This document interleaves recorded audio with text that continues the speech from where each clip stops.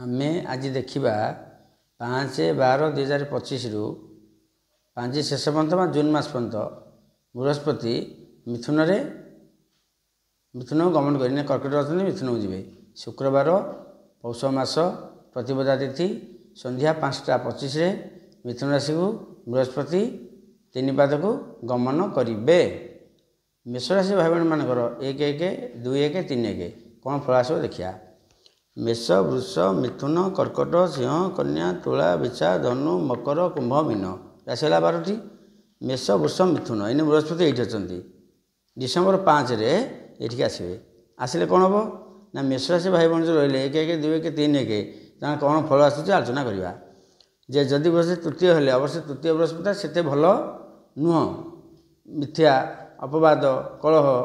सान भाई सहित, सान शाड़ी सहित, सान शला सहित जी सब सान रहिले सहित विरोध रोचे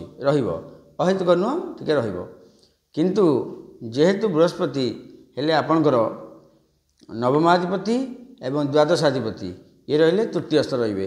कौन फल आसो ना टी खराब रु आम जो देखा दृष्टिफल 1, 2, 3, 4, 5 सप्तम स्थान को बृहस्पतिकर पंचम दृष्टि,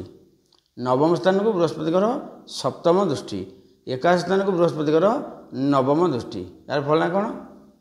ना जदि बस तृतीय रही शत्रु बुद्धि सानमास कलह सब रही जदि पंचम दृष्टि आसला सप्तम स्थान को शुक्र क्षेत्र को आसला ताले कौन हम ना आमर सांग विरोधी व्यवसाय टी बाधा टी स्त्री पीड़ा तापर विदेश हानि ये सब सप्तम दृष्टि रहा 1, 2, 3, 4, 5, 6, 7 नवम स्थान को गुरुक्षेत्र को निज घर को भाग्य वृद्धि धर्म भावना दीक्षा ग्रहण करूँ भाग्यर सुख वृद्धि अच्छी जदि कौन सी धर्मस्थान किसी करने मन में करूँ। नवम दृष्टि 1, 2, 3, 4, 5, 6, 7, 8, 9 एकादश स्थान शनि क्षेत्र को कौन फल आसो ना विभिन्न प्रकार आय बड़ भाई सह संपर्क भल रही स्वास्थ्य दोष थे से ठीक रदि किसी असुविधा रही ताले प्रतिकार करूँ।